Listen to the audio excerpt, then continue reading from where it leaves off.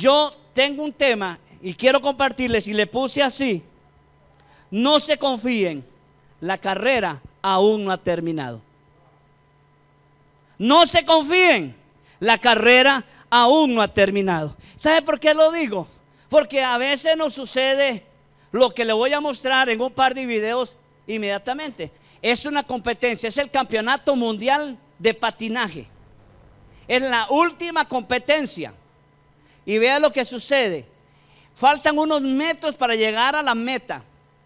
Y el patinador mejor, que era el colombiano, se sintió ganador, vencedor y triunfador, y celebró con todas sus fuerzas antes de llegar a la meta. Repetimos, Lisbeth, porfa. Dice un dicho que para alguien que madruga, otro que no se vea, viene adelante, él viene adelante, ya ganó, celebra, besa al mundo, se toca el pecho. Y el locutor le dice: venga, venga, no afloje. Y le ganó el otro. Perdió el colombiano. Perdió el colombiano la medalla de oro. Ahora celebra, mi hijo, ahora. Primero hay que pasar la raya. Creo que ese sí lo rastría, que está narrando. Alcanza a sacar el bronce, creo. Véalo, vea cómo le estira las piernas. A ver, viene. Pasa Corea en primer lugar. Mientras uno levanta manos, el otro estira pie. Bolívar ya había aflojado, el colombiano estaba celebrando, pero estaba fuera de la Eso se llama celebrar antes de tiempo. Yo le digo, por eso, amado, esta mañana la carrera aún no ha terminado. Falta más. Vea otro que les quiero compartir. Cuando algunos se distraen en el proceso de la competencia. Porque es cierto, hay un montón, pero solo traje dos. Este es igual. Viene con mucha emoción, viene concentrado en la carrera. Vea qué interesante. Va ganando, ahí va. Sabe su meta, sabe. Pero vea lo que hace. Agarró para allá.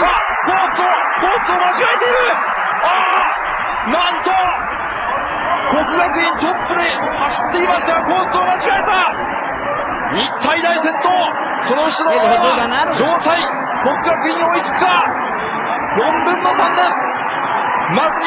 Ni siquiera medalla.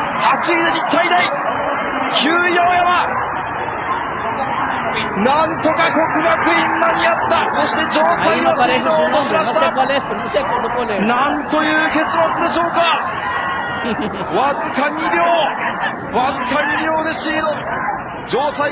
¡Qué dolor!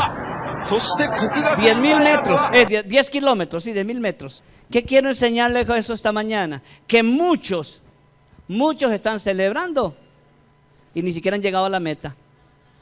Y muchos, pensando que van para la meta, se metieron en el vecindario. Qué triste, pero es una realidad. ¿Usted sabe qué es la experiencia nuestra todos los días? Todos los días algo nos distrae, o la euforia interna nos permite celebrar y se nos roba el pan en la puerta del horno. El diablo mete la mano y nos quita la bendición. El diablo mete la mano y le roba a sus hijos. El diablo mete la mano y le despedaza lo que usted estaba haciendo. Porque en lugar de continuar hacia la meta, nos quedamos celebrando. Acompáñenme, por favor, al libro de Isaías, capítulo 1. Isaías capítulo 1. Isaías está en el Antiguo Testamento. Si tiene Salmos, vaya, siga adelante. Si tiene Jeremías, devuélvase. El capítulo 1 de Isaías.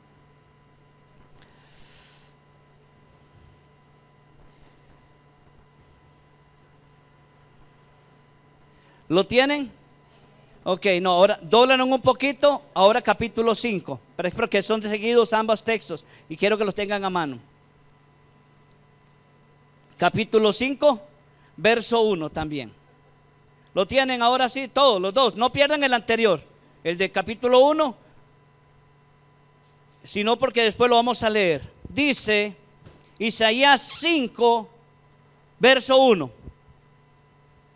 Ahora cantaré por mi amado, el cantar de mi amado a su viña.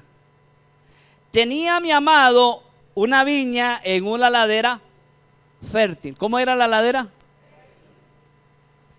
La había cercado, despedregado y plantado de vides escogidas. ¿Cómo eran las vides?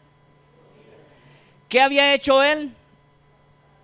Le había puesto una cerca, le había quitado las piedras y había escogido las mejores semillas para sembrar. Dice, había edificado también en medio de ella, de la vid, una torre, y hecho también en ella un lagar, y esperaba que diese uvas. Y claro, dio uvas, pero dice que eran uvas ácidas, uvas silvestres. Dice en la escritura, verso 5, les mostraré pues ahora lo que haré yo a mi viña. Le quitaré su cerca, su vallado, y entonces va a ser consumida. Le quitaré los portones a esa cerca para que sea hollada. Haré que quede desierta, no será podada, no será cavada, crecerán el cardo, las espinas y aún las nubes mandaré que no derramen lluvia sobre ella. Ciertamente la viña de Jehová de los ejércitos es la casa de Israel, y los hombres de Judá planta deliciosa suya. Esperaba juicio y he aquí vileza, esperaba justicia y he aquí clamor. La triste historia de esta parábola, de esta profecía que se la da Dios a Isaías, es porque Israel había sido escogido como un pueblo, como una nación, como una familia. Les había dado reyes, les había dado tierra, les había dado bendiciones, les había guardado, había hecho que sus hijos pudiesen heredarle a los padres a sus hijos y sus hijos a sus nietos. Les había dado un lugar, les había dado todas las comodidades, y él compara a esto que le ha dado como el labrador que tiene una finca en una ladera. Hace muchos años, en un parque ahí en San Pedro, frente a la escuela Roosevelt, hacían una exhibición de pinturas y de vinos y un montón de cosas. Y como yo era profesor allá a los 100 metros, un día decidí ir a ver la feria. Una noche me fui a ver la feria y estaban haciendo cosas, y entonces tenían un vino que cada botella costaba en aquella época 57 mil colones. Y yo pregunté, ¿por qué es tan cara esta viña, esta bebida? Me dijeron, es porque es sembrada con semilla especial, en un terreno especial. Y entonces cuando me dijeron, vea, es un terreno suave, tiene que estar inclinado pero no demasiado quebrado, tiene que tener que la tierra sea suelta pero no terrones. Cuando todo eso se logra, dice, tiene que ser quebrado para que cuando llueva el agua que comienza a correr en la parte de arriba, en la cima, comienza a traer los minerales de la tierra y va bañando el resto del viñedo. Tiene que ser una planta especial para que dé, según cosechas anteriores y selección previa, de una mejor cosecha que la anterior. Entonces dice, además, no se permite que la uva se acarree o se lleve muy lejos. Cerca del lugar está el lugar donde lo van a embodegar. Y luego se le hace todo el proceso del vino. Cuando él me estaba contando esto, yo recordé esta historia. Él dice que Israel era una nación escogida, un pueblo especial, y esta nación escogida, después de mucho trabajo de parte de Dios, de curarla, de cuidarla, de ayudarla, de sacarle, como haría un buen pastor, las moscas de los oídos a la oveja, de la nariz, de untarle aceite, de cuidarla. El haber hecho esa labor, Dios dice, un día cuando llegué a la cosecha para ver lo que tenía, me encontré que en lugar de darme uvas dulces, me dio uvas ácidas, uvas silvestres. Y entonces dice: juzguen ahora. Yo hice lo que podía hacer, lo que tenía que hacer, y lo hice bien. Buen terreno, buena semilla, buena protección, buen vigía, buena bodega. ¿Qué pasó? Es la tierra, es la semilla, el clima. Entonces él compara que la semilla es Israel, que esta semilla por alguna circunstancia se volvió rebelde, y esta, que era una futura cosecha rica, buena y excelente, se convirtió en algo deprimente, que él decidió quitar la cerca, quitar los portones, quitar el vigía, quitar todo y decirle al cielo: y ustedes, nubes, tampoco van a caer sobre esto. Es decir, hay momentos donde Dios dice: cuando yo quiero bendecirles y ustedes no aceptan mi bendición, entonces adquieren la maldición como herencia. Y uno diría: esa es una historia. Uno pensaría: sí, eso es algo bonito, algo que va a pasar. Esa es una visión que tuvo Isaías de lo que iba a suceder en un futuro. Ahora sí, vamos al capítulo 1 de Isaías, capítulo 1.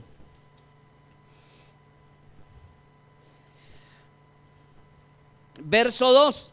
En el 1 me va a decir que es la visión de Isaías. El verso 2 dice, capítulo 1. ¿Lo tienen? Oíd, cielos, escucha tú, tierra, porque habla Jehová: crié hijos y los engrandecí, y ellos se rebelaron contra mí. El buey conoce a su dueño, y el asno el pesebre de su señor. Israel no entiende, mi pueblo no tiene conocimiento. Oh gente pecadora, pueblo cargado de maldad, generación de malignos, hijos depravados, dejaron a Jehová, provocaron a ir al Santo de Israel y se volvieron atrás. ¿Por qué querréis ser castigados aún? ¿Todavía os rebelaréis? Toda cabeza está enferma y todo corazón doliente. Desde la planta del pie hasta la cabeza no hay en él cosa sana, sino herida, hinchazón y podrida llaga. No están curadas, ni vendadas, ni suavizados con aceite. Vuestra tierra está destruida, vuestras ciudades puestas a fuego, vuestras tierras delante de ustedes comida por extranjeros, y asolada como asolamiento de extraños. Y queda la hija de Sión como enramada en viña y como cabaña en melonar, como ciudad asolada. Y Jehová de los ejércitos no hubiese dejado, y si Jehová de los ejércitos no hubiese dejado un resto pequeño como Sodoma, fuéramos y semejantes a Gomorra. Eso que está hablando Isaías no es algo que está viviendo Isaías, sino que es una profecía que tiene que cumplirse con Israel. Entonces, lo ubico en los dos contextos. Dios le habla a Isaías 700 y algo de años antes de que Jesucristo nazca, antes de que venga el Espíritu Santo en el Pentecostés, antes de que se levanten dioses paganos, reyes, emperadores, antes, mucho antes. Él dice: Israel la estoy mirando como una familia que es depravada. Estoy viendo a Israel como una familia que es en contra de Dios, es enemiga de Dios, es totalmente rebelde contra Dios. Y dice Jehová que así va a ser. Es una profecía que tiene que cumplirse. En el capítulo 5 me está hablando de una profecía que está viviéndose en ese momento en la nación de Israel. Israel está siendo totalmente descuidada con lo que está haciendo. ¿Sabe por qué? Porque cuando a ellos se les dijo que ellos serían el pueblo de Dios, pensaron que Dios tenía que cuidarlos siempre. Cuando escucharon que Jehová los consideraba la niña de sus ojos, pensaron que iba a ser para siempre. Cuando ellos pensaron que Dios nunca los tocaría, pensaron que era para siempre. La verdad es que Dios no estaba ni obligado, ni con su brazo torcido, a mantenerles a ellos una bendición cuando ellos, su corazón era un corazón rebelde. Su corazón era un corazón abandonado de la voluntad de Dios. Y eso no quedó ahí, eso continuó. Israel se consideraba amo y señor de Dios. Amo y señor de Dios. Antonio, por favor, ciérreme esa puertita, la que abre hacia allá, hacia la derecha. Es que me pega el reflejo del carro que está allí. Espero que sea la que me ayude. No, Anto, es la otra, perdón.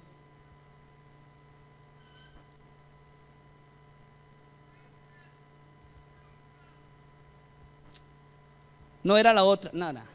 Esa, sí. ¿Ya no hay? ¿Ya no hay más? Ok, entonces, como ellos se consideraban señores y dueños y amos, el Señor les dice, Dios les dice: yo no soy su esclavo, yo soy su Dios. Yo les he amado y los puedo cuidar, pero el día en que ustedes se pongan rebeldes, los voy a desechar, los voy a apartar. Es decir, lo que está advirtiéndoles es: no crean que porque cerca está la meta, ustedes pueden relajarse. Tienen que luchar hasta alcanzar su meta y entonces podrán disfrutar de la victoria. Antes no se puede disfrutar de la victoria. Nadie que celebre con anticipación está seguro que al final llegará. Por eso es importante. Hemos predicado acá una y otra vez. Lo importante no es cómo comencemos, lo importante es cómo terminemos. Reyes comenzaron muy buenos y terminaron en el infierno. Pastores comenzaron con muy buena palabra y hoy son herejes. Líderes que ayer eran buenos evangelistas, hoy son mundanos declarados. Porque no es como usted y yo comencemos, es que tenemos que llegar hasta la meta y después de cruzar la meta levantamos las manos y celebramos. Antes no podríamos o no debemos, porque eso es lo que está dándose. El hombre piensa que ningún plazo se cumple.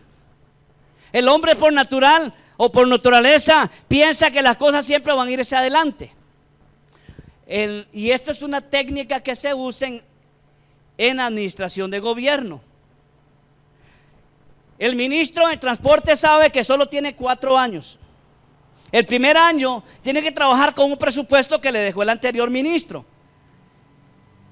Entonces tiene que ver cómo lo recibe, lo aplica y la Contraloría se lo aprueba.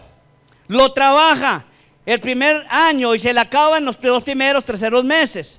Es decir, los otros 9 meses trata de buscar un nuevo presupuesto para el siguiente año. Entonces, ¿qué es lo que hace? Las cosas pendientes les mete una patada y empuja el tarro para más adelante. Entonces llega el segundo año. Ahora tiene que hacer un presupuesto. Tiene pendiente lo anterior, tiene pendiente lo siguiente y ahora tiene acumulado lo de ayer y lo de hoy. ¿Y qué vuelve a hacer? Le vuelve a meter una patada al tarro y así va al siguiente. En el tercer año dice: ya va a acabar este asunto. Hagamos lo que podamos, sostengamos la barca como podamos para que siga el otro ministro. Entonces, tuvimos una carretera aquí que comenzó hace 35 años, la que hoy llamamos la carretera, la autopista, la 27. Comenzó más allá de don Oscar Arias en el primer gobierno y se terminó en el segundo gobierno de don Oscar. Pasaron Rafael Ángel, pasó Pepe Hijo, pasó Rodríguez, pasó Abel Pacheco, pasó doña Laura, etcétera, etcétera, etcétera. Y todavía la autopista no está terminada. Todavía no la hemos recibido. El gobierno no le ha puesto mano para decir: es nuestra, sigamos. ¿Sabe por qué? Porque acostumbramos a patear el tarro. El problema es que cuando uno patea el tarro, es que tarde o temprano tenemos que hacerlo. Puede ser que usted diga: no, les he contado. Algunas personas no dicen: no, en el invierno no agarro esa gotera porque no sé. No puedo, no pega, no puedo quitar el techo, no pega el pegamento, no puedo quitar el techo. Mejor en el verano. Y en el verano dice: no, mejor no, porque no sé dónde era. y la tira al siguiente invierno. Y así va 3, 4 inviernos, la misma lata, nunca la cambió y tiene ya el cielo raso podrido. Eso es lo que sucede cuando uno patea el tarro para el frente. Hay cosas que de alguna manera Israel hizo pensando que como Dios tenía misericordia y de repente se levantaba un rey que en misericordia le daba paz por 40 años y vivían en paz por 40 años. Pero al morir este rey, el siguiente rey que venía era un pagano y comenzaban en idolatría. Y otros 20 años en idolatría y Dios los castigaba. Los mandaba ahora esclavos a una nación. Pasan 70 años, regresan todos mansitos y lindos, termina su deportación, comienzan y de repente el siguiente rey es un idólatra y todos se hacen idólatras. Y así fueron siglo por siglo, era por era, centuria por centuria, pateando el tarro para adelante, porque nunca se iba a cumplir el que el Señor quitara su baranda de la higuera, de la viña, quitara sus portillos de la viña, quitara la torre de vigía de la viña, porque nunca pensaron que se iba a cumplir lo que el Señor había dicho. Lo que pasa es que no hay plazo que no se cumpla y fecha que no llegue. Hace unos poquitos meses decíamos, wow, ¿cuándo llegará diciembre? Ya llegó. Es más, algunos no quitamos ni las luces de Navidad porque decíamos, ahorita vuelven. ¿Verdad? Sí. ¿Sabe qué me pasó a mí este año? Yo adorno la casa con luces, todo el jardín, en los arbustos que hay, yo los meto en la cerca, en las ventanas. Y hace un año atrás, yo dije, no, 2 años atrás, no lo voy a quitar. Me costó tanto ponerlo y llega tan rápido Navidad que la dejé. Las burbujas o las bombillitas se llenaron de agua por dentro. Los árboles crecieron, las ramas de los árboles crecieron y ¿sabe qué hicieron? Aprisionaron la red de la luz eléctrica de las bombillitas. Cuando entonces decidí quitarlas no pude, porque ya eran muy altos, estaban muy enramados y estaban agarradas todas. ¿Qué le dije a Nelson? Vuélele el cuchillo. ¿Sabe? Porque uno piensa que las cosas no caminan, no avanzan, no se deterioran y uno piensa que las va a poder usar el otro año. Déjeme decirle, no es así.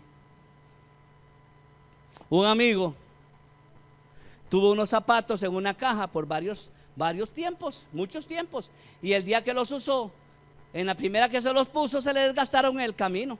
Ni llegaron a la fiesta, llegó a la fiesta descalzo. Iba dejando hule botado así.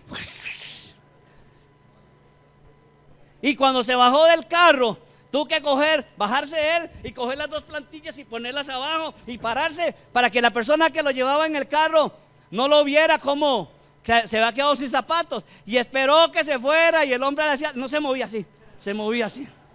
Y cuando él se ve, hace así y camina para la casa. ¿Sabe? Porque a todo le llega su vejez, a todo le llega el cumplimiento. Por eso yo le digo a los padres, a ese niño que usted trae a escuela dominical hoy, cuídelo, porque dentro de unos días y dentro de muy poco tiempo, usted lo verá con novia, usted lo verá con ganas de casarse y lo verá con nietos. Muy poco tiempo pasa, muy poco tiempo. No hay plazo que no se cumpla, no hay fecha que no se alcance. No podemos patear el tarro para adelante. ¿Sabe qué sucedió con Israel? Que siempre pensó que las cosas iban a ser como ellos querían, pero no fue así. Váyase a Juan, por favor. Evangelio de Juan, capítulo 1. Evangelio de Juan, capítulo 1. Después de Mateo, después de Marcos y de Lucas está Juan. Busque el capítulo 1, porque cuando se acercó el advenimiento, la llegada de Jesús, comenzó también la dificultad para Israel. Porque no crea, el hecho en que no nos veamos nosotros viejos no significa que no nos pongamos viejos. El del frente hace rato que nos vio viejos. Andaba con mi esposa en una reunión la semana anterior. Y una pastora que nos conoce por mucho tiempo me dice, ella es coreana. Se llama la pastora, le decimos la señora Q. Y apenas me ve, me dice, muy gordo, pastor, muy gordo. Yo no me veo tan gordo, es porque me veo todos los días. Yo siento que estoy gordo cuando el pantalón ya no me da. Cuando la camisa, a veces me dice, bueno, no mi esposa, otra gente me ha dicho que soy como una panza jardinera. Yo como una parte, si todos los días reviento un botón. Pero ¿sabe una cosa? Aunque yo no me vea, yo sé que los que están al frente mío ven cómo yo me deterioro físicamente. Comienza uno a perder y adquirir brillo, ¿verdad? Comienza uno a sentirse más liviano, más escaso. Y hay que hacerse favores. Algunos con la plata, dice mi hermano Roger, que no hay mujer fea, lo que hay es mujer sin plata, dijo él. Porque no hay duda que aunque no queramos, las patas de gallo llegarán. O ahorramos para esas épocas o nos aguantamos como somos hoy, ¿verdad? Ok. No hay plazo que no se cumpla. Entonces, ¿qué pasó con Israel? Vea lo que dice Juan. Es el apóstol amado. Es el cumiche de los apóstoles. Es el joven de todo el grupo. Pero él tuvo una revelación. Él narra la historia allá a partir del verso número 6. Hubo un hombre enviado de Dios, el cual se llamaba Juan el Bautista, se refiere a él. Este vino por testimonio, para que diese testimonio de la luz, que era Jesús, a fin de que todos creyesen en Jesús. Juan no era la luz, sino para que diese testimonio de Jesús. Aquella luz verdadera que alumbra a todo hombre venía a este mundo. Y en el mundo estaba, y el mundo por él fue hecho, pero el mundo no le conoció. Verso 11, que es lo más grave para mí. A lo suyo vino, y los suyos no le recibieron. Dice, vino a su pueblo para hacer la labor que él tenía encomendada con este pueblo, que era ser su Mesías, ser su Redentor y ser el que los prepare para una nueva etapa en su vida como nación de Israel. Pero dice el verso 12, repito el 11. A lo suyo vino, pero los judíos no lo recibieron. Mas a todos los que le recibieron, a los que creen en su nombre, le dio potestad de ser hechos hijos de Dios, los cuales no son engendrados de sangre, ni de voluntad de carne, ni de voluntad de varón, sino de Dios. Y aquel verbo fue hecho carne, habitó entre nosotros y vimos su gloria, gloria como el unigénito del Padre, lleno de gracia y de verdad. Hubo un día cuando Juan el Bautista anunciaba que venía el Cordero. Y dice Juan el apóstol que Jesucristo vino, fue anunciado por Juan como el Cordero de Dios que quita el pecado del mundo, que deberían de seguirle. Lo bautiza, lo presenta a la nación de Israel y la nación de Israel no lo recibe. Y entonces, como no lo recibe, Dios dijo, ay, acharita, bueno, ya, tal vez el próximo año regreso. El tiempo se cumplió. Sin perder este texto, busque Gálatas 4:4. Sin perder ese texto, Gálatas 4:4. No hay tiempo que no se alcance, ni fecha que no nos llegue. Gálatas 4:4. ¿Lo tienen? Aquí está. Pero cuando vino, ¿qué dice? Léalo conmigo. Cuando vino el cumplimiento del tiempo, Dios envió a su Hijo, nacido de mujer y nacido bajo la ley. Es necesario que yo les diga a ustedes, hay un momento en la historia donde la profecía de Isaías tenía que cumplirse. La situación para la viña tenía que cumplirse.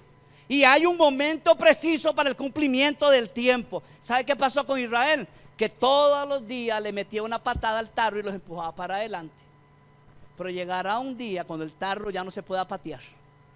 Y le llegó a Israel. Le llegó a Israel. Jesús nace en la ciudad.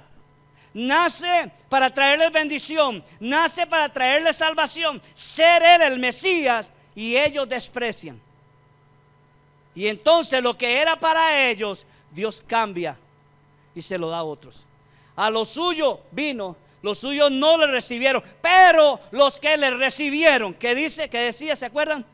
Dios le dio potestad de ser hechos hijos, no engendrados.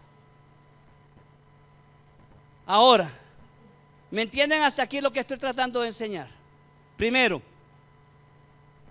hay una profecía para Israel.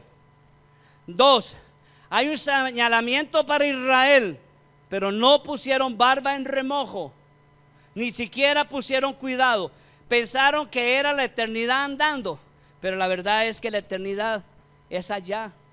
Aquí es temporal. Allá es eterno, aquí es límite de tiempo. Y las cosas no quedaron allí. Las cosas no quedaron de esa manera. Váyase por favor a Romanos. Ahora sí. Romanos capítulo 11.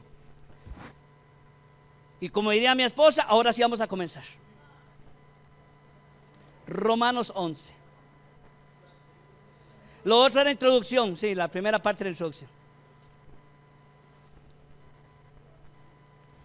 Vamos a leer del verso 11 de Romanos en adelante.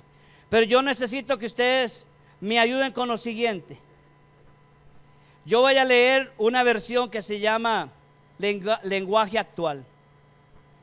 Si usted quiere oírla, solamente puede hacerlo. Si quiere ir siguiendo el texto bíblico, que le vamos a poner ahí en Reina Valera. Cuando decimos Reina Valera, es que eso es lo que significa esto. Reina Valera revisada. Es la que nosotros conocemos, la del año 1960, que le llamamos Reina Valera 60. Vamos a colocar el texto allí, pero yo lo voy a leer en una versión que se llama lenguaje actual. Y se lo voy a ir leyendo despacito. Vea lo que sucedió con Israel. Yo le digo, es tremendo. Pero tiene que poner su barba en remojo, porque la historia se puede repetir con usted o conmigo. ¿Listos? Verso 11. Dice, sin embargo, aunque los judíos no pudieron agradar a Dios, tampoco fallaron del todo. Más bien, por la desobediencia de los judíos, los que no son judíos pueden ser salvos o salvados por Dios. Déjeme detenerme allí. Los judíos eran el pueblo de Dios, eran la nación escogida por Dios y perdieron ese privilegio. Hoy le seguimos conociendo como Israel, la nación de Dios. Pero Israel soy un país insignificante en cuanto a tamaño.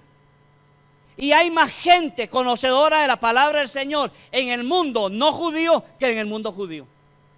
Hay pocos judíos hoy. Les mandé días atrás un video de cómo judíos cristianizados estaban evangelizando a judíos que ni siquiera pueden ubicar que la escritura habla de Jesús. Y si no se lo mandé, lo voy a mandar esta tarde otra vez a todo el ministerio para que lo tengan. ¿Qué quiero decirle con esto? Que uno puede hoy llamarse hijo y puede tener las experiencias y las bendiciones del hijo, pero le puede suceder como a unos amigos. Ellos tenían solamente una hija y decidieron adoptar un varón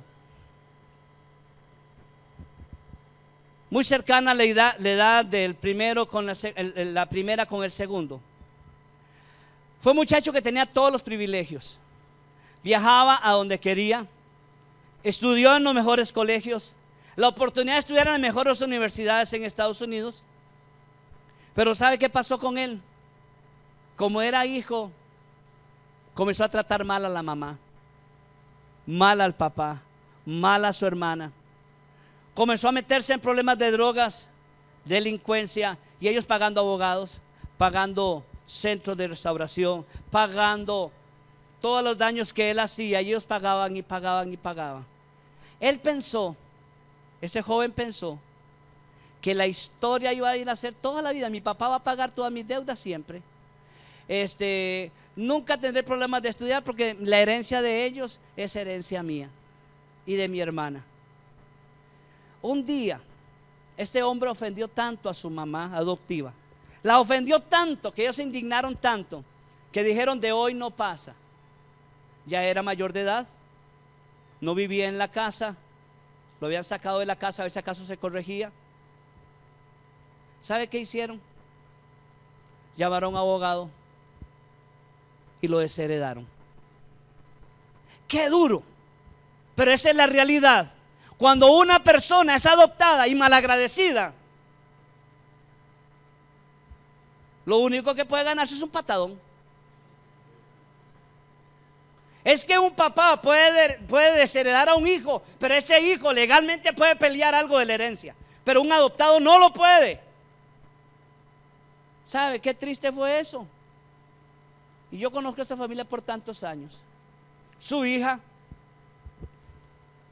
del vientre de ella, amada igual que el primero o el muchachito segundo, estudió en Bélgica, estudió en Europa, en otros países, regresó a Estados Unidos, trabajaba en un banco. Ellos tenían una mansión en una montaña. Cuando se pensionaron, vendieron la mansión y se hicieron una casa más pequeña. Y cuando digo pequeña, es más grande que el templo, ¿sí?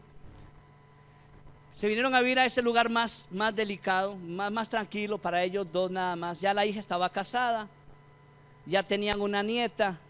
¿Sabe? Esa hija amorosa, complaciente, chineadora, ¿a quién le queda la herencia? ¿Al malagradecido y majadero o a la hija? Es que es muy fácil ya decidirse a quién le voy a dejar la herencia. Es duro, pero ese muchacho no sabemos qué pasó con él. Yo no sé si está en la cárcel, pero debe ser un indigente en alguna ciudad en Estados Unidos. Pero este hombre nunca pudo regresar a su casa. No fue la historia feliz del hijo pródigo, no. Este se quedó siendo pródigo y dejó de ser hijo también. Regreso a la lectura. Cuando uno le menosprecia las cosas de Dios, lleva como resultado que se abra una puerta de oportunidad para que el otro la reciba. Eso es lo que está diciéndome el verso 11. Como Israel se puso en rebeldía, como Israel se puso en majaderías, Dios tuvo que hacer algo. El regalo que tenía para Israel, quitárselo a Israel y ahora dárselo al resto, los que sí creyeran en él. Porque toda etapa se cumple. Por eso le digo, no crea que porque está usted en iglesia, ya usted es salvo. Tiene que pellejearla todos los días. Y no se ponga a celebrar antes de tiempo, porque a lo mejor se queda en la vuelta última o se mete por otra ruta. Sigo leyendo, ya me queda poco tiempo. Dice el verso 11, lo voy a volver a leer. Sin embargo, aunque los judíos no pudieron agradar a Dios, tampoco fallaron del todo. Más bien, por la desobediencia de los judíos, los que no son judíos pueden ser salvados por Dios. Y esto hará que los judíos se pongan celosos. Es decir, usted y yo recibimos el regalo para poner a los judíos celosos. Dice, pero esto no era mío. Sí, era suyo, pero se lo dieron a aquel. Ah, como usted no lo quiere, entonces se lo voy a dar al otro. Y siempre que vea al otro, dice, pero aquello era mío. Sí, era suyo. Era. Del verbo fue y que ya no es. Sigo leyendo. 12. Ahora bien, si por la desobediencia de los judíos el resto del mundo recibió ayuda, con más razón la recibirá cuando todos los judíos sean aceptados por Dios. Wow. ¿Sabe qué es lo lindo de esto?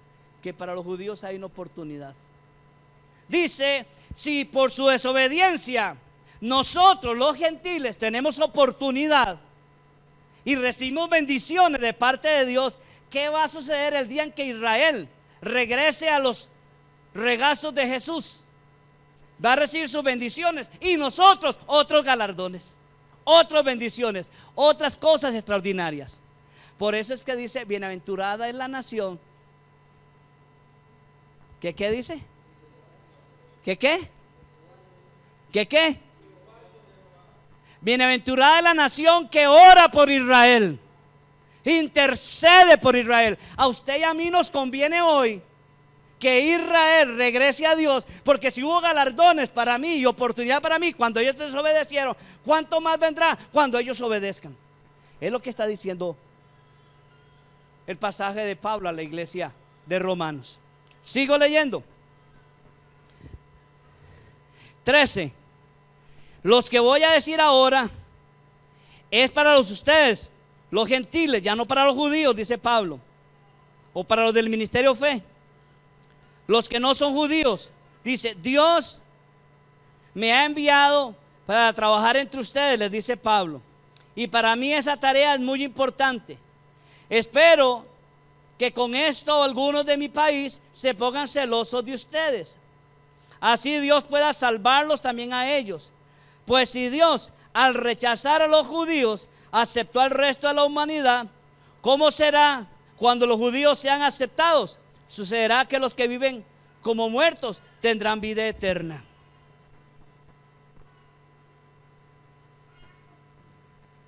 (16)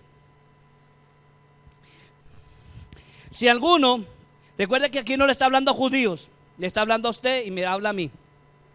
Si alguien ofrece a Dios el primer pan que hornea, en realidad le está ofreciendo toda la masa con la que hizo el pan. Si a Dios se le ofrecen las raíces de un árbol, entonces también las ramas del árbol le pertenecen. Cuando Dios, 17, rechazó a algunos judíos y los aceptó a ustedes en su lugar, ustedes llegaron a formar parte del pueblo de Dios y así recibieron la vida eterna. Pero no vayan a creerse mejor que los judíos que fueron rechazados. Recuerden que ustedes han recibido esa vida gracias a ellos y no ellos gracias a ustedes. ¿Sabe qué fue lo que pasó?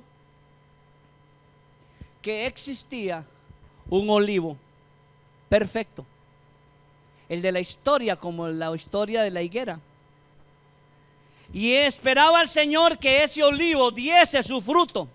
Pero cuando Israel, siendo ese arbusto, ese olivo, se volvió rebelde, Dios desgaja, arranca una parte de ese árbol, de ese arbusto, perdón, lo agarra y lo desecha. Y entonces coge una rama de china, una rama de cualquier otra planta que somos nosotros, sin valor, sin significado, sin oportunidad de nada, y nos coge a nosotros y nos pega al tallo. Es lo que la Biblia llama como la adopción. Fuimos tomados sin valor porque nosotros no teníamos valor. El pueblo era Israel, pero como Israel falló, le arrancan una parte y la desechan y cogen aquella rama de mango toda seca y fea y se la pegan a la par. Y a partir de allí, injertados, a partir de allí, nosotros somos parte del pueblo de Dios. No hijos de Abraham, no hijos de Isaac, no hijos de José ni de David, hijos de Dios.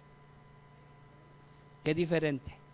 Pero no solamente es hijos de Dios, sino que tenemos herencia juntamente con los judíos. Y lo que había sido preparado para ellos, Dios decidió compartirlo con nosotros. Pero tampoco está obligado a mantenerlo a usted si usted se comporta como aquel judío desobediente y malagradecido.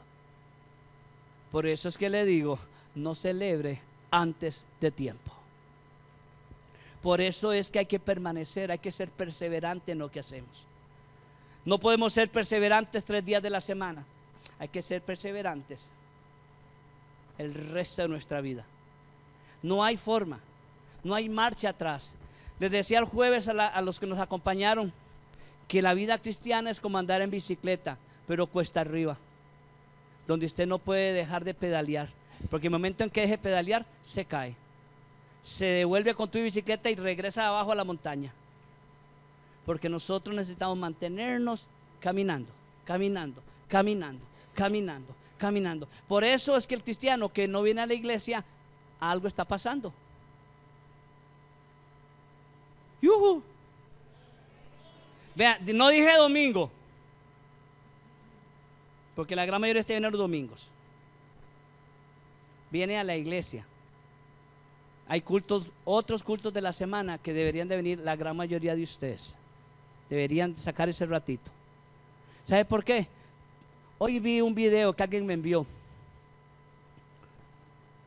No sé qué país, pero el entrenador de tenis es como japonés o chino. Está enseñando a niños anglosajones, blancos, a cómo jugar el tenis. Y tiene una pieza, una tabla colocada así. La bola de tenis rueda por aquella parte plana. Y el jovencito está aquí con su raqueta, nada más anda así. Nada más, nada más. Nada más en ese juego, haciendo brazo. Él tiene que llegar en un momento en que la bola ruede, se despegue de la mesita inclinada, quede un momentito en el aire, es el único lugar donde la puede agarrar. Eso se llama entrenamiento. Y fue como por 8 diferentes personas haciendo el mismo ejercicio, ahora con raquetas, haciéndola hacia adentro, haciéndola hacia afuera, haciendo todos los ejercicios. ¿Sabe por qué? Porque quieren sacar buenos tenistas en ese país. La práctica es lo que va a hacer que aquel país se convierta en un buen colegio o buenos jugadores, en este caso de tenis. Yo quiero decirle que el Señor quiere que usted y yo practiquemos y practiquemos y practiquemos y practiquemos, pero no podemos practicar con una vez a la semana. No podemos, amados, con una vez a la semana. Ese niño hizo 200, 300, 400 veces un día, pero después lo pasaron a otro y a otro y a otro y a otro, y luego regresa otra vez a la misma mesa. ¿Qué quiero decirte con esto? Que uno no puede adquirir experiencia con una única culto a la semana. ¿Cierto o me equivoco? ¿Por qué vamos a la universidad 2 noches y esas noches son 4 lecciones? 2 de cada martes y cada jueves. ¿Por qué nos exigen en la universidad llevar mínimo 18 créditos? ¿Por qué nos exigen un horario hasta alcanzar una meta? Porque no podríamos sacar en 6 años una carrera de la universidad si solo vamos un día a la semana. Duraríamos 12 años, 13 años. Nos convertiríamos en estudiantes profesionales. ¿Qué dice su licencia? ¿Qué dice su cédula? Estudiante, estudiante, estudiante. Nosotros tenemos que llegar a un momento en que tenemos que ser profesionales, ser conocedores de lo que tenemos que hacer y hacerlo bien. No se confíe, mi amado, no se confíe, mi amada. La perseverancia es importante en usted y en mí, no en otros, en usted. Porque quiero decirle que si usted no lo agarra, a otro se le va a dar. Si usted no lo aprovecha, lo aprovechará de su lado. Porque si Israel fue desechado, siendo su hijo, siendo su pueblo, ser por el cual él murió, por el cual se entrega, y su pueblo le rechaza, ¿cuánto más nos puede suceder a nosotros que somos injertados? No somos parte del árbol. Pasamos a ser, imagine, como mangos con sabor a uva, algo así. Éramos algo extraño, no tendríamos derecho. Pero como Dios nos injerta, nos permite su misericordia recuperar una dignidad que no teníamos derecho a tener. Sigo leyendo rápidamente. Verso, ¿dónde me quedé? Leí el 17. 18 dice: pero no vayan a creerse mejores que los judíos. Ya lo leí también. 19. Tal vez piensen que ellos fueron rechazados para que ustedes fueran aceptados en el pueblo de Dios. Tal vez ustedes piensan eso. Y dice Pablo: es cierto, ellos fueron rechazados, ustedes fueron aceptados. Pero ellos fueron rechazados por no confiar en Dios, y ustedes fueron aceptados solamente por confiar en Él. Así que no se pongan orgullosos, más bien tengan cuidado. Si Dios rechazó a los judíos en general, también podía hacer lo mismo con ustedes. Fíjense en lo bueno que es Dios, pero también tomen en cuenta que es muy estricto.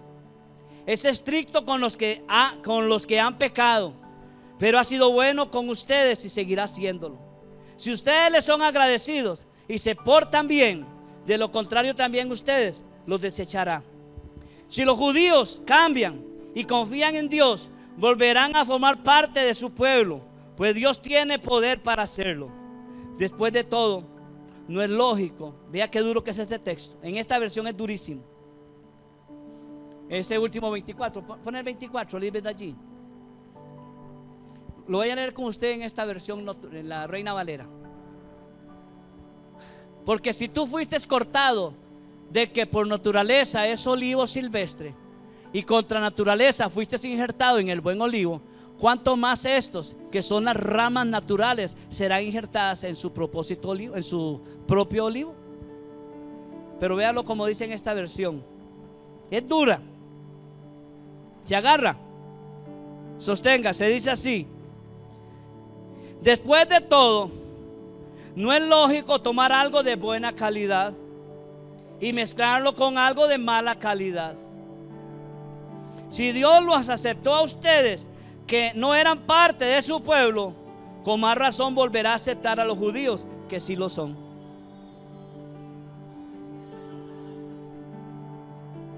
Es decir, que los de buena calidad son aquellos. Usted y yo seríamos de baja calidad. Y Dios en su misericordia aceptó mezclar lo bueno con lo no tan bueno, aunque esto afectara en su producción. Y dijo, y si Dios, dice él, permitió que la calidad se mezclara con lo no tan bueno, por misericordia, si quiere llamar a lo que era bueno, pues podrá juntarlo con lo que era bueno. Yo quiero decirle esta mañana, y yo voy concluyendo, hay peligros cuando uno menosprecia lo que se recibe o lo que se tiene de parte de Dios. Miren, muchos han recibido sanidades y siguen en la tomatinga, en la cantina, a pesar de que Dios los sanó. Muchos les salvó el matrimonio, muchos les dio las salvado el matrimonio y dejan que la señora venga sola. Él no, porque él no necesita de Dios. Mire, por misericordia ella lo perdonó de sus infidelidades y borracheras, porque conoce al Señor. Pero él le da igual chana que Juana, preferiría vivir en el basurero. Pero ¿sabe una cosa? Muchos menosprecian lo que Dios les ha dado y lo descuidan. El problema es que eso que se descuida, Dios lo va a agarrar y se lo va a dar a otro. 2. Dios, al igual que no hace acepción de personas, eso dice la Escritura, que Él no hace distinción entre hombre, mujer, judío, griego, libre, esclavo. Si Dios no hace excepción de personas para salvación, tampoco lo hará para expulsarnos. Tampoco lo hará para ponernos de patitas en la calle. 3. Como conclusión, debemos de vivir profundamente agradecidos por haber sido escogidos, ya que no éramos de calidad, para que llegásemos a ser hijos y herederos de un campito en su presencia. ¿Sabe qué interesante es esto? Es que pasamos de ser mala calidad a convertirlo luego en la novia. Porque el que se junta con lobos a aullar aprende, el que se junta con Dios a mejorar es lo único que le queda, mejorar nuestra calidad.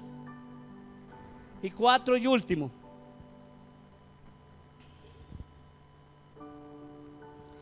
Dios siempre está abierto a ofrecer ayuda al que ha fallado. Siempre está abierto a darle una oportunidad al que ha fallado y darle una oportunidad al que no la merece. Póngase de pie. No vamos a celebrar antes de que hayamos cruzado la meta. Así que no se confíe Si Dios le cortó las alas a los judíos, puede hacerlo con usted o conmigo. Cierra tus ojos un momento. Yo quiero dirigirte en una oración de agradecimiento a Dios, porque eso es lo que yo busco esta mañana. Que seas agradecido con lo que Dios te ha dado. Te ha dado salud, pero te ha dado una oportunidad de vida, un futuro, un día. Estando en su presencia, te encontrarás con Abraham, y Abraham no te dirá extraño. Abraham te mirará como si fueses parte de él. Y eso sería agradable y bonito. Pero qué importante sería cuando estemos en un salón y ahí esté Adán, esté Abraham, esté David, esté Juan y Pedro, y el Señor entre a ese salón y nos diga: hijos, vengan, wow, de la categoría de mala calidad a ser hijos. Señor, hoy quiero llevar a tu pueblo a ser agradecidos. Padre, bien dice nuestro pueblo, Señor, que es de hombres ser agradecidos. Padre, cuánta misericordia has tenido con nosotros. A mí ya se me olvidó la cantidad de veces que la tuviste conmigo. Señor, cuántas veces extendiste tu misericordia en lugar del fuego consumidor. Cuántas veces has extendido tu misericordia de salud en lugar de consumirles en una cama, Señor. Esta mañana mi corazón, Señor, se torna para ti en agradecimiento. Traigo a tu iglesia, tu pueblo, tus hijos, los que hemos, Señor, sido escogidos, porque otros te desobedecieron y te menospreciaron. Pero, Señor, ayúdanos para que la historia no se repita con nosotros. Ayúdanos, por favor, porque sería muy triste, mi Dios, muy triste, mi Dios, que nosotros te fallemos menospreciando lo que nos has dado.